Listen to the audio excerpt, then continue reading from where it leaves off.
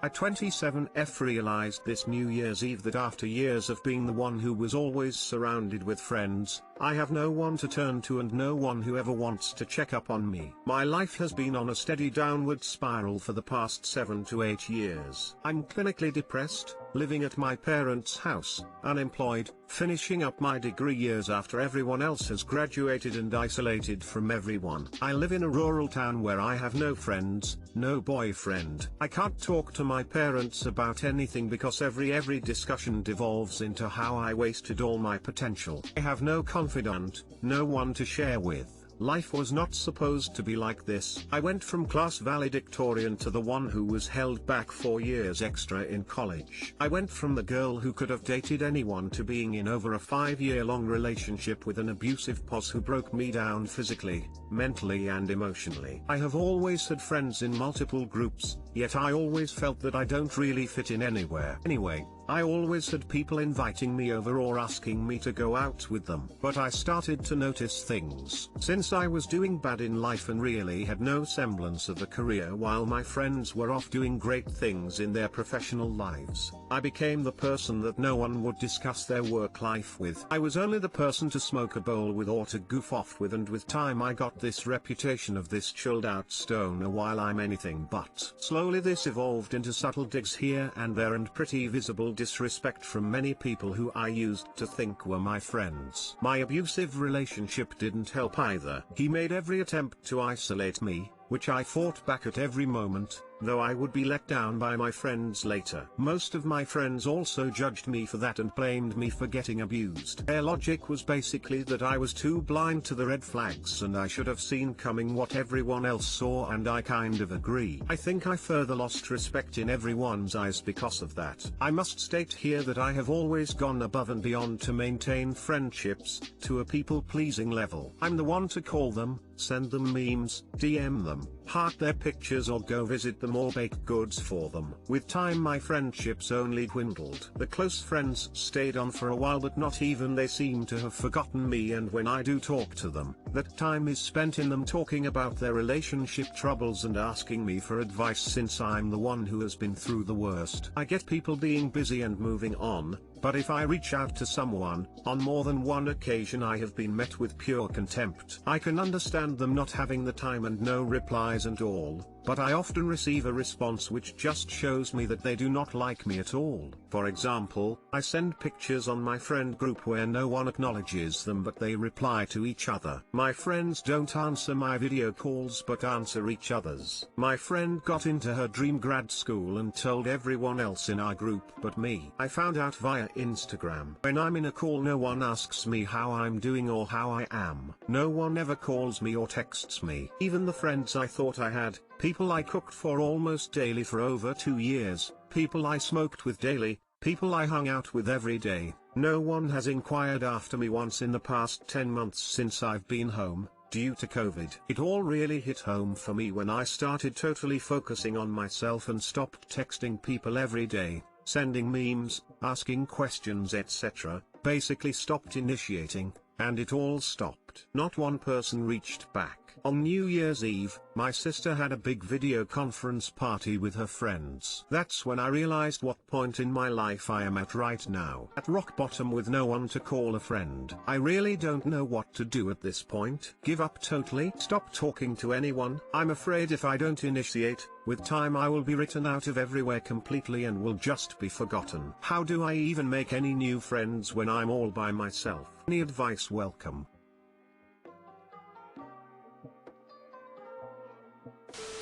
I grew up in a small town and had a very similar experience, no friends, unemployed etc. I'm 26 and only now am I doing my second year of college. If you need to talk to someone DM me. Otherwise going to college is great, who gives a fuck if it's a little later. You're gonna live for 40 or 60 more years, the 3 or 4 year difference now makes no difference. Life isn't a race, doesn't matter who gets to the end first but how you spend the time along the way.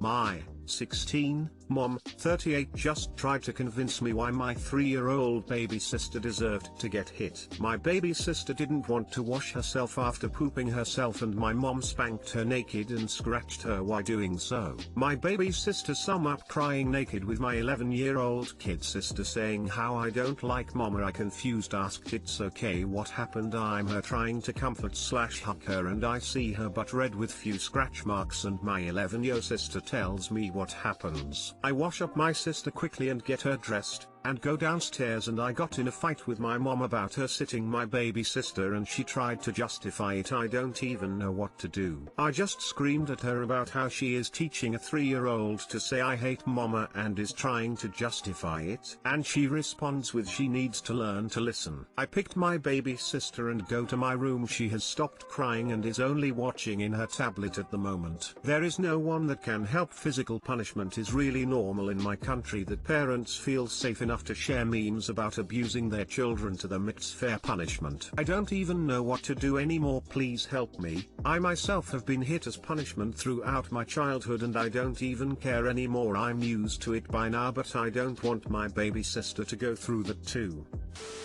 You are an amazing sister. Your compassion will help your sister more than you'll ever know. The fact that you challenged your mother is commendable. Thank you for standing up for what is right. Once your anger has subsided, talk to your mom again, even if she doesn't respond. Tell her what she did was wrong and it can never happen again. Tell her to think of other ways to handle this that are not abusive. At least she'll know you will be watching. Please be there as much as possible for your sister. I think I chose the wrong way to speak to her about it. First she told me to mind my own business and it's her kid and she will choose punishment she sees fit, and in anger I just left my crap on the counter. I was making coffee, and she called me back and tried to compare it to the hitting my sister situation, and I just got more angry on how she could compare the two situation and told her, at least it's better not to hit a child and you say I'm the one that doesn't have compassion for my sisters. She said gay to me long time ago.